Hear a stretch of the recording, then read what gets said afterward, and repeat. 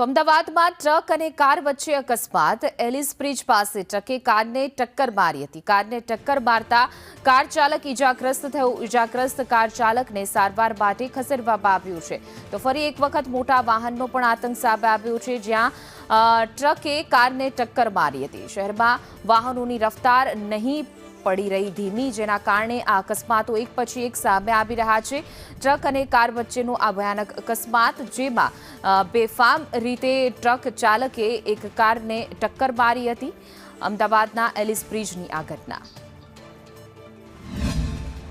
અમદાવાદ શહેરમાં અકસ્માતની સંખ્યામાં સતત વધારો થઈ રહ્યો છે, જ્યારે એક ટ્રક ચાલકે ક્રેટા કાર ચાલકને ટક્કર મારી હતી અને રહીશોના ટોળે ટોળા ઉમટી પડ્યા હતા। ગત મોડી રાત્રે આ બનાવ છે અકસ્માતનો બન્યો હતો। જે પ્રકારે ટ્રક ચાલકની જે ટક્કર હતી, અકસ્માતના સ્થળે હાલ જે ટ્રક ચાલક છે તેને સામાન્ય ઈજાઓ પહોંચી છે, તેને નજીકની હોસ્પિટલમાં સારવાર અર્થે ખસેડવામાં આવે છે। મહત્વનું છે કે અકસ્માતોમાં બેફામ ડ્રાઇવિંગો સતત જોવા મળી રહ્યા છે, જ્યારે ગઈકાલે પણ આ પ્રકારનો અકસ્માત સર્જાયો હતો। ટ્રક અને કાર વચ્ચે ટક્કર સર્જાતા કાર ચાલકને સામાન્ય ઈજા પહોંચી હતી, જ્યારે ટ્રક ચાલકને પણ ઈજાગ્રસ્ત થયો હતો અને લોકો અકસ્માતના સ્થળે ટોળે ટોળા ઉમટી પડ્યા હતા। કેમેરામેન સંદીપ રાઠોડ સાથે દિવ્યા ચૌહાણ, સંદેશ ન્યૂઝ, અમદાવાદ।